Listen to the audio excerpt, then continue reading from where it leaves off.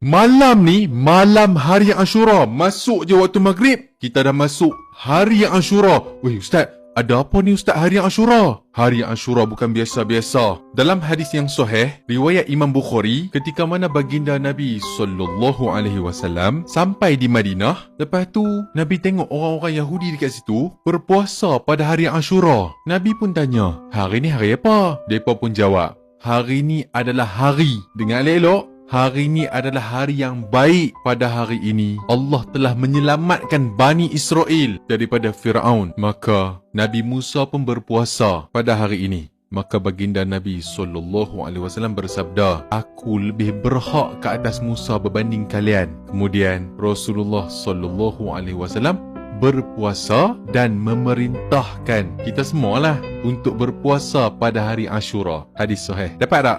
Alhamdulillah. Okey, yang kedua. Ni hadis yang kedua ni bukan biasa-biasa. Hari Ashura je boleh dapat. Apa dia tu Ustaz? Oh, sebelum tu, tekanlah dulu butang share, butang repost, copy link masuk dalam grup. Sebarkan video ni sebanyak yang mungkin. Tak maulah simpan seorang-seorang. Nampak tu. Nak simpan seorang-seorang juga. Tekan butang share yang ada kat bawah tu. Tekan butang repost. Bagi dekat family dulu. Lepas tu bagi dekat kawan-kawan. Bagi dekat semua orang Islam yang ada kat luar sana. Bagi dekat semua umat Nabi Muhammad yang ada kat luar sana. Tak mau simpan seorang-seorang. Okey, dah share dah. Dah repost dah. Okey. Yang kedua, hadis yang kedua. Hadis ni, hadis yang sahih.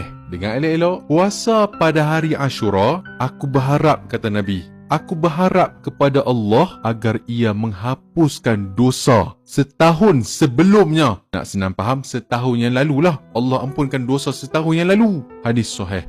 Wih, ruginya kalau tak puasa hari Ashura. Okey Ustaz, niat puasa hari Ashura macam mana ni Ustaz? Ustaz, sebelum kita nak niat puasa sama-sama, kena ingat, puasa hari Ashura, puasa sunat. Puasa sunat, dia berbeza dengan puasa wajib. Puasa wajib ni puasa Ramadan, puasa qada, puasa nazar. Puasa wajib ni wajib niat malam hari. Puasa sunat, boleh nak niat malam hari dan boleh juga niat esok pagi lepas subuh. Ada kata, tempoh masa tu sampai pukul 11. Ada kata sebelum masuk waktu zuhur. Nak selamat sebelum pukul 11 lah no. Boleh dapat? Okey, tengok skrin, kita baca niat puasa sunat hari Ashura sama-sama. Okey, tengok skrin. Sahaja aku berniat puasa esok hari sunat Ashura kerana Allah Ta'ala.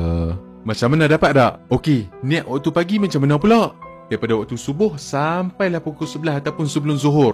Okey, tengok skrin, kita baca niat puasa sunat hari Ashura sama-sama. Okey, tengok skrin. Sahaja aku berniat puasa hari ini sunat Ashura kerana Allah Ta'ala. Macam mana? Alhamdulillah. Jangan lupa puasa pada hari Ashura nah. Semoga Allah Ta'ala ampunkan dosa kita setahun yang lalu. Amin ya Rabbal Alamin.